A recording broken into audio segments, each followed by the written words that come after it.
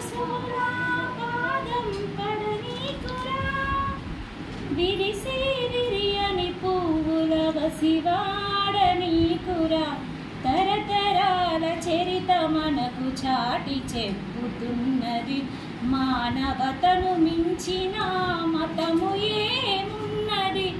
స్వార్థపురాకాశి నిన్ను కబలించనుందిరా సామాన్య మానవుడా కన్ను విప్పి చూడర రాముడైననేమిరా రహీముడైననేమిరా నడుపువాడు ఆ దేవుడొక్కడేనురా నాది అను మాటతో గీత గీయవద్దురా మనది అనుకుంటే ఇక సరిహద్దే లేదురా భాయి భాయి అనుటే భారతీయ ధర్మము